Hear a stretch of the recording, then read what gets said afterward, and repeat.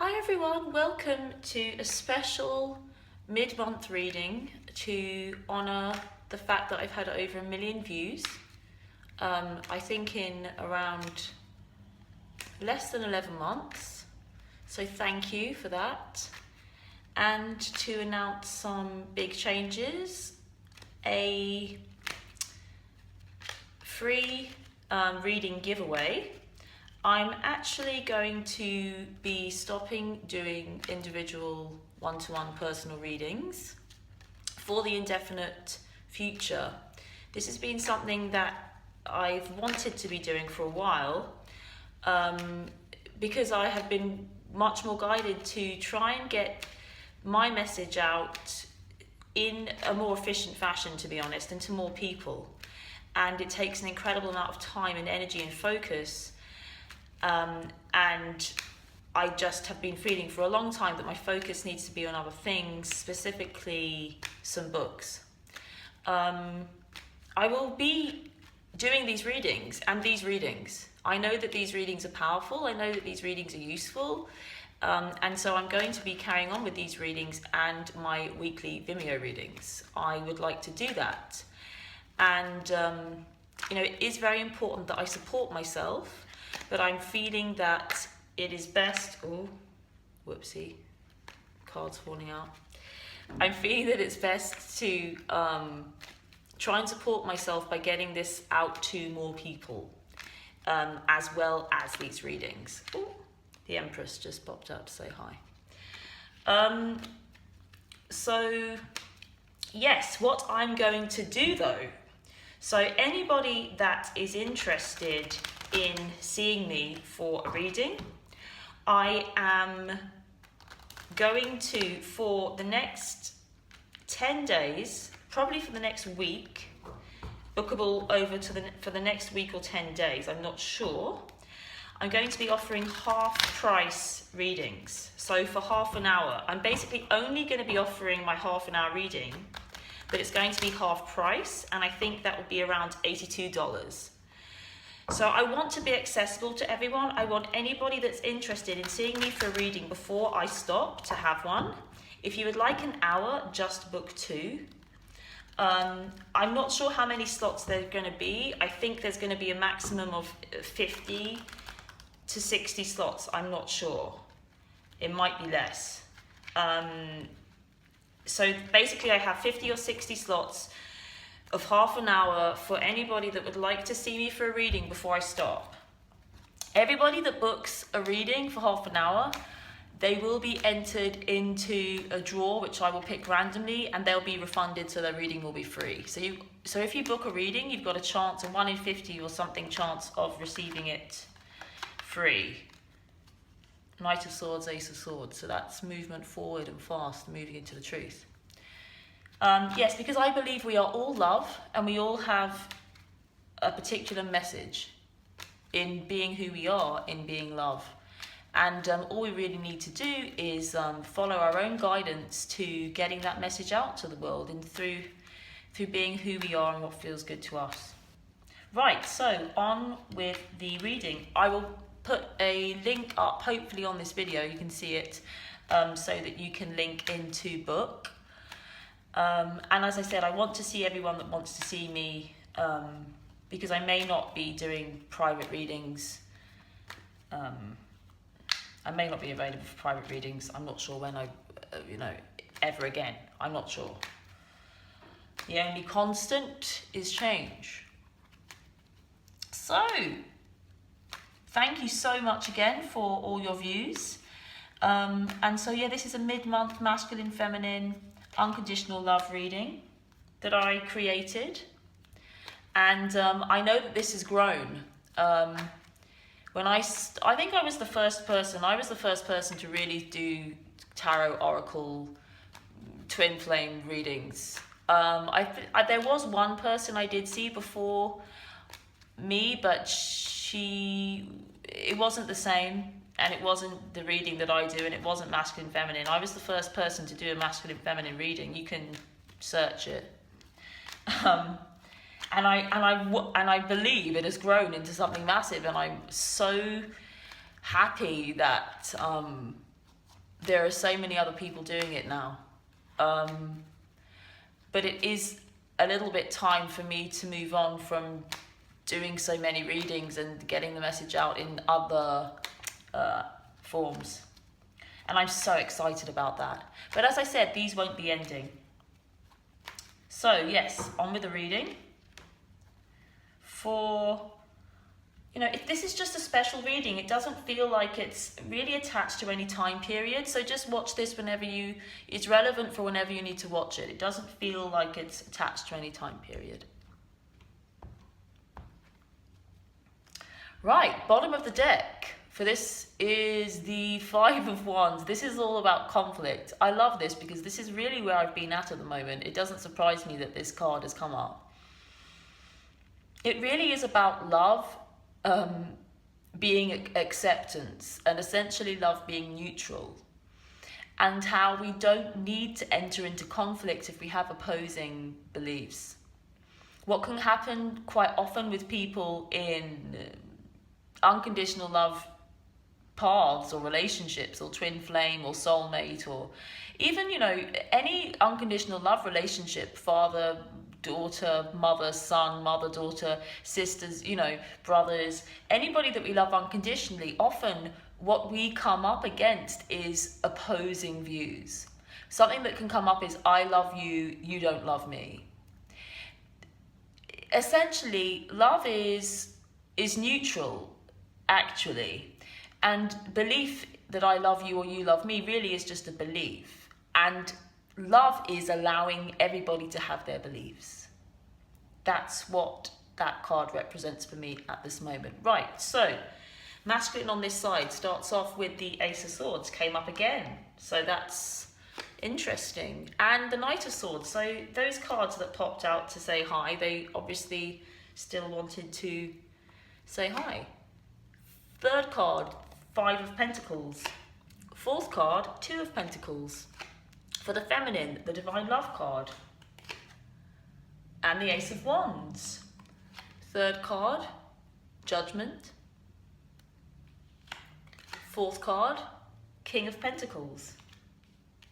Crowning the energy the feminine brings, the energy the masculine brings, and the root, which we'll turn over later. As I said, Five of Wands on the bottom of the deck. Let's move this down a touch.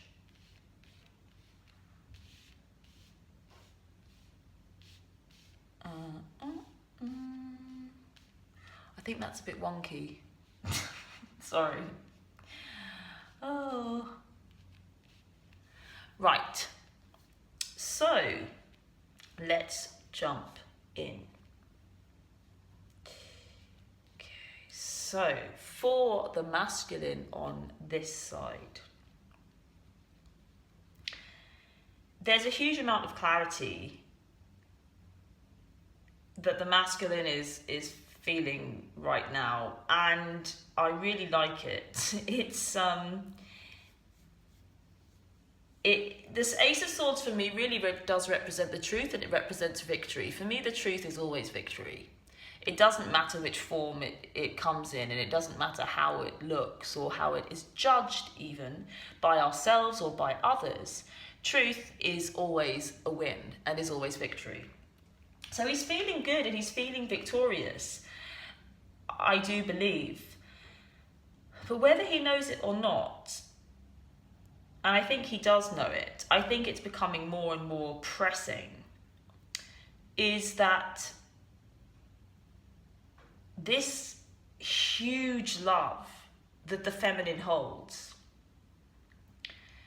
that is, or she holds here, but that is held essentially, that she is aware of, that is held essentially between the two in this My Divine Love card, in this centenary edition Rider-Waite deck artwork that for me represents the Divine Love card, the divine love, the unconditional love in masculine and feminine, which I'm so blessed and feel grateful that it's come up in this reading.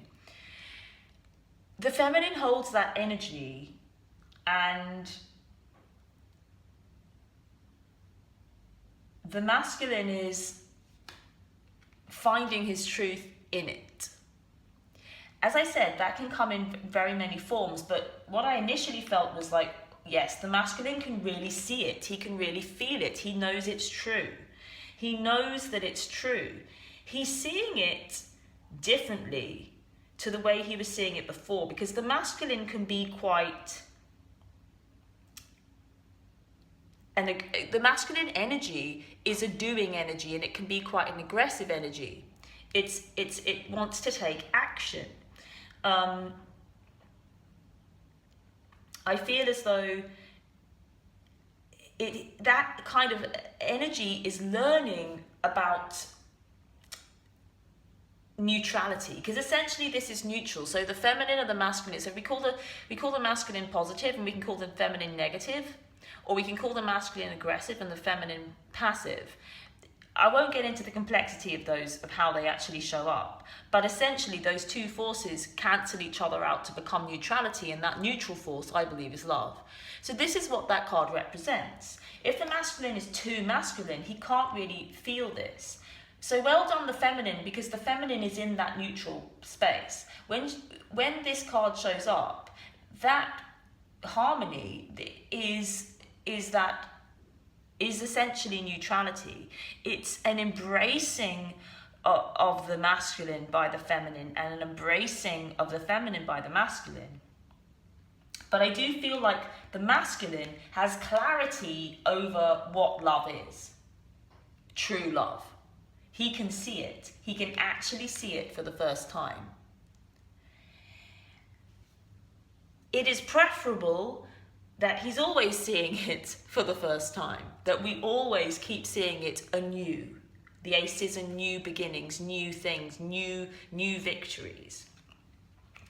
I like these two cards to start off with. They are all about clarity and victory for divine unconditional love. I mean, really, we don't need anything more than that. But life is a complex, beautiful thing, and so there is more. The second card we have for the masculine, and why there is more is because love always grows. It has to grow. And it needs both forces. It needs the darkness and the light. It needs masculine and feminine. It needs separation and togetherness. It needs opposites. The duality of life is what creates its growth. Because with nothing to resist, we cannot become stronger and we cannot become greater.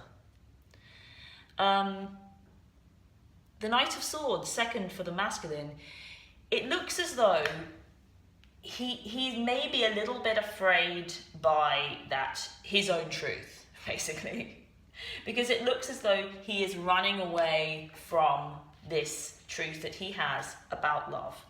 This happens so often in unconditional love. When we come into the world in this place, in this neutral place, in this place that can view darkness, can view evil, can view love and light and everything from a neutral perspective, when we are then free to embody love, really, it can freak us out. And we run away. And so it does look as though the masculine is a little bit overwhelmed by his own force, though, his own power, his own truth. It's like he finds it and then he runs with it, I have to say, away from the feminine, but it's as though he needs to kind of learn how to use his sword and go off on a bit of an adventure to try and to know something more about this sword of truth that he's found. So, but it does feel like he's moving pretty fast away from the feminine, and what I think he might be moving away from is this Ace of Wands, which is kind of creativity, another new energy. It's her new attraction. The feminine feels very, very powerful in this. The feminine energy feels very, very powerful. Because she really does feel like she has a lot of love on her side. And it feels like a little bit like the masculine, maybe it's a little bit too masculine. These two cards, it's a little bit go, go, go and not so receptive. But it's actually an interesting story. But I feel like he's running away from the this new sense of passion, maybe, or attraction. It's a very sexual card as well, that Ace of Wands for me. It's a fertility card. That's come up, hasn't come up for a while in the way that I interpret the cards. It's fertility and it's creation, and it's all that stuff. I mean, wow, it's children born from this, or anything born from this connection. It's new life, new growth, new things, anything, doesn't really matter, created from this. And it does feel like that's what he's kind of running away from. It's all a bit too good to be true, actually. That's what I'm getting. It's not that he doesn't want it, it's that he doesn't quite believe it. And that seems to be why he's going there. Where he goes, I don't really know. But he does come back a little bit with his tail between his legs, with this Five of Pentacles, because it's like he finds his truth, he runs away, and then he returns a little bit battered and bruised. It's a little bit as though he's gone off in his armor and his sword and with his horse and everything, and it looks like he's kind of gone off to battle, but he's definitely lost, because he comes back in rags and injured and kind of desolate and in poverty,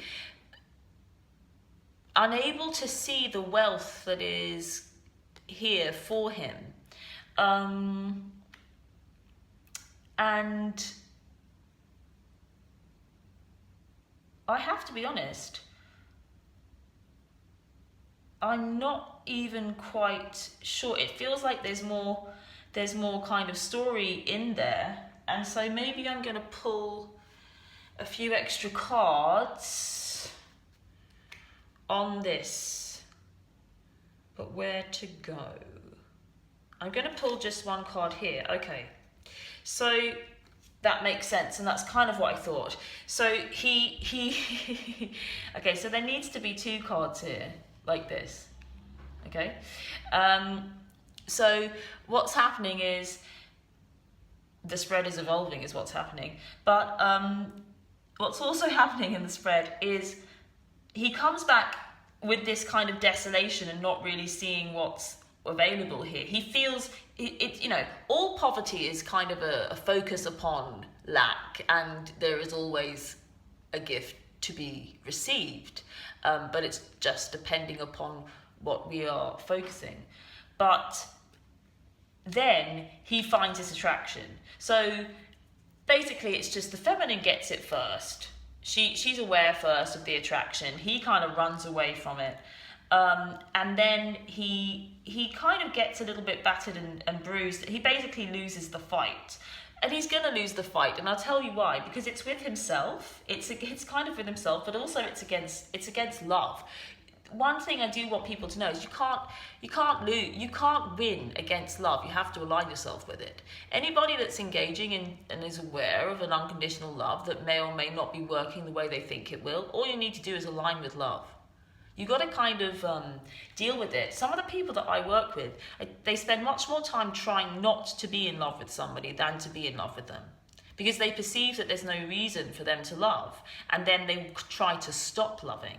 Unconditional love is loving for no reason, but it's about embracing the love for no reason and not needing life to give you a reason, not needing even the other person to give you a reason to love them or to love you back.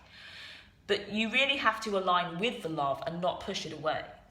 That's why he doesn't win, because you can't run away from this. You just can't. You cannot. Life will take you. No matter where you try and go, it will bring you back, and it brings him back. With this Eight of Wands, travel, movement, attraction, the Cupid's arrow card. And again, have a look. It's like 8 of those wands that were born here with this Ace of Wands. 8 of them. So in his going away, he has multiplied that ace into 8. That seems like a very valid thing to be aware of. The attraction, the creation, the expansion is fueled by the apparent running away from this and this. And it comes back 8 times stronger. And what does it come back to? The feminine has this Judgment card. So she has, in the meantime, and what, all she kind of needs to do, and what she's kind of created, this creative energy that she's got here, she puts into her own wisdom, her own connecting up to her divinity. I feel like this does feel like intuition, because we are one. This card for me shows that we are one energy. So we are our divine self and we are our human self. This is one thing. We might even call this God, and then we might call this humanity. But essentially it's us as God and us as human that is the one thing connected up. When we hear the call of ourselves as God and we surrender to it, we then become vessels essentially for our highest self and our highest good, not just for us but for everybody. And that's what the feminine then has become. And that's what he comes back to. She's even stronger. As I said, there's a huge amount of very, very powerful energy over here. I can feel it very, very strongly. And not only has she done that, she has become and integrated her ability to be extremely practical and successful and entrepreneurial in a material way with life. It is a masculine energy that she's kind of embodying a bit in terms of practical things. And this awakens this infinite love in the masculine. It's as though he sees that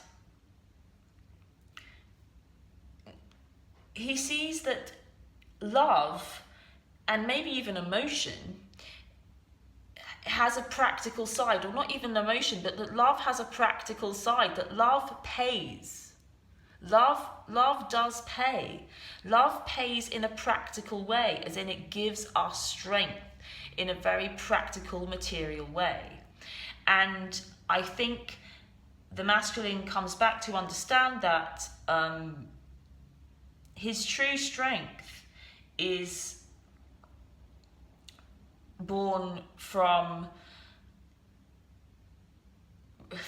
really embracing kind of what the feminine is embodying over here and what she's been trying to tell him all along. And he learns that by running away from, basically it's togetherness. Because I wish this card was kind of here, because it's like, it's that the feminine's more aware of it, but it really is created together. She doesn't hold it by herself. He is part of that. And I think what gives the feminine strength is that she learns, and what we really learn when we embody this energy is that it cannot be separated. Like I said, it cannot really be apart. She holds him in his heart the whole time. She holds him in her heart the whole time, and that's why she wins. She wins so intensely. And the masculine learns that by running, by trying to be forceful and to be aggressive, basically, and to take it away from her, to take his energy and focus away from her, he fails. Or it's not her though, it's love, you see, away from the connection. He fails. It just doesn't work. And I also get that we don't really need to know what happens here, but we know that it doesn't work. And he learns it doesn't work. But the great thing is it multiplies. Anything we resist persists, and it actually makes it stronger. And he comes back and he finds this infinite love. So crowning, we have the Seven of Pentacles, which is interesting, which really does just mean that there's a pause in proceedings here, which makes sense. There's a pause in proceedings and before moving forward. And it really is about looking at what we have gained in the connection whilst we're separate. Never losing the lessons, never failing to appreciate what we have gained from the connection before we move forward. Taking that pause as time to know what we have achieved and what we're good at. At the root is the Lovers, wonderful. So we do move, there's a movement. This really is the story of separation in terms of love, which can be a massive part of unconditional love relationship and the way that we are. It's a very important part, actually. And it does fuel our growth. And it brings us always to love. And there is a very united energy here. As soon as, there does seem to be a bit of separation, a little bit of agreement to disagree and to be apart. And it does feel like it's in agreement because the feminine, these energies are so strong that it's not going to chase him because it needs nothing, She needs nothing, so she doesn't chase him, but he returns. And there needn't be conflict. So there's a little bit of message there. Don't succumb to the conflict of it. Don't succumb to the suffering. Don't create war around this. Allow it to be.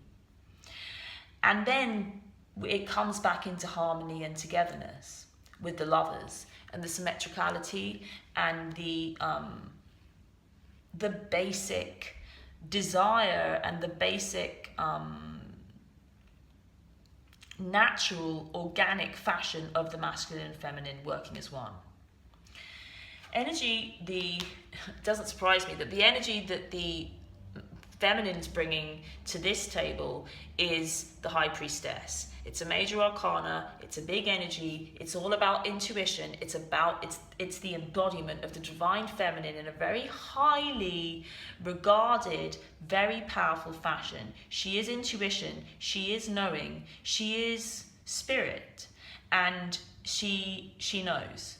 And that's what she offers the masculine, that power and strength in the knowing beyond what we can necessarily see. This is where all our power lies at the moment. I mean, really, anybody that's into spirituality, let's call it, if you want it to be backed up, quantum physics, quantum mechanics, quantum anything, really does prove to us that the world is not as it seems at all. And there is just a thin veil on the top. And much, much, much more of our power exists, of who we are really exists beyond what we can see. And it really feels like the feminine has grasped that the High Priestess knows that. And she uses that to her advantage. She doesn't fight against it. She doesn't allow the world or what seems to be to go against what she knows to be true. The energy the masculine brings, again, interesting, is the Four of Pentacles. That's about kind of holding back, holding on, holding back. There's still a bit of resistance. It is a little bit of a blockage to this strong attraction energy here. But he's holding back. He's holding back. I'm not, because he wants to hold on to. Interestingly, he wants to hold on to his kind of material wealth or the practical. He wants to hold on to the practical things. He will hold much more tightly than the feminine for a while to what I just described, what we can see.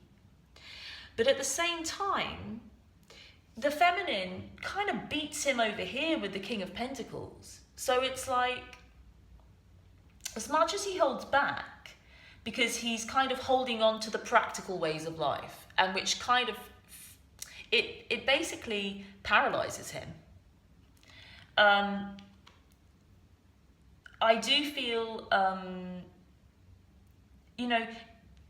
the High Priestess will kind of win against that energy, and she does win against that energy, but it's not for her to fight. It's not for her to fight, you see. It's for her to just allow to be. It's a necessary thing that the masculine has to go through to really learn that the practical or material or the way that things seem or the reasoned world isn't all that there is. To see really, really deeply beyond that. But it's important that we allow him to hold on to that for as long as he needs to.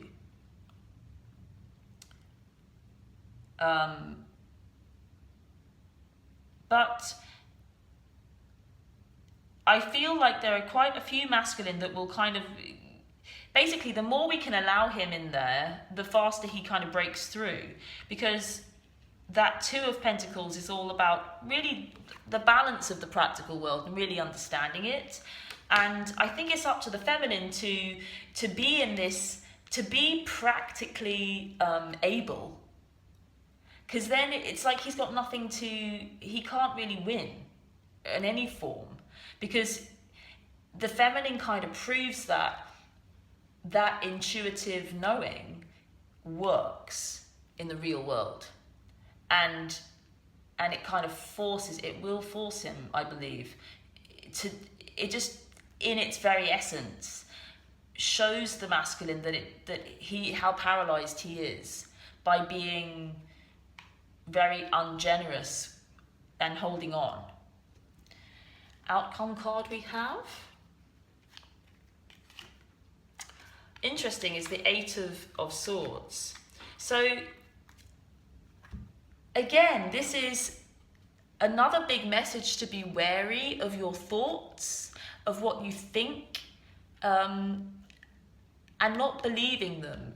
This card's all about caging oneself with one's thinking and perceiving that they are trapped when they really aren't. And so the message I've got actually is just all about awareness. If you feel trapped, just know that it's your thoughts that are trapping you. But really what the first instinct I had when this card came out is you can't see the truth right now. This card is all about not seeing the truth. And really that your thoughts will not give you the truth. Thought is an exploration of things. It is not an answer. Thought cannot give us answers. They can only give us questions, essentially, that help us to define our own answers that can only really be found within us. And that's really what that represents. Okay, I'm also going to pull an extra card from the Journey of Love deck by Alana Fairchild, Rasuli and Richard Cohn. Haven't used this deck for a while. I did feel there is a message in here for everybody. So I'm going to give that a bit of a shuffle and then do that. That one seems to be calling. So it's number 25, Seed of the Heart. And I shall read from the book as I do.